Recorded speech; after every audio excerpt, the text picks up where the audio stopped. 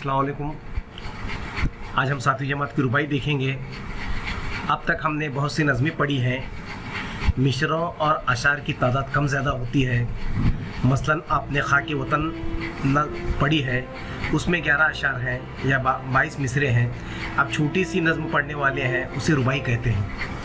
चूँकि 4 मिसरों की नज़म होती है, उसके पहले, दूसरे और चौथे मिसरे में काफ़िया होता है।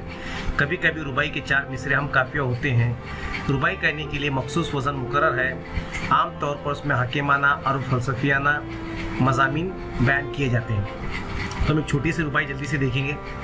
मीर अनीस की रुबाई कैसी होती है, हम सातवीं जमात में तो जानने के लिए। मीर बबर अली अनीस 1801 में फैज़ाबाद में पैदा हुए। फैज़ाबाद यूपी में है।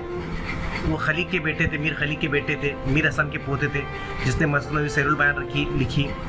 शायरी में अपने वालिद के शागिर्द थे, यानी कि मीर खलीक के वो शागिर्द थे। अनीस ने मरसियागोई में कमाल हासिल किया, साथ ही रुबाई के सिंफ में उन्होंने नाम कमाया। 1874 में उनका इंतकाल हुआ। वो मौज हवादिस का थपेड़ा न रहा। हवादिस यानी कोई मुश्किलात का सामना करना।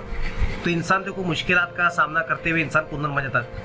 कश्ती वो के गर्क वो बेड़ा न रहा कि देखो जो कश्ती में हम जब सफ़र कर रहे, जो पर्दा लगा तो बेड़ा अब वो ना रहा। सारे झगड़े थे ज़िंदगानी तक अनीस, यानी कि इंसान जब तक हयात है तब तक इंसान की ज़िंदगी में गम, खुशी, परेशानी, मुसीबतें सब ये हुआ करती हैं। जब हम ना रहे तो कुछ बखेड़ा ना रहा।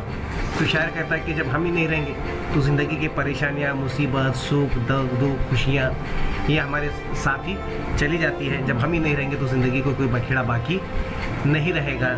तो एक छोटा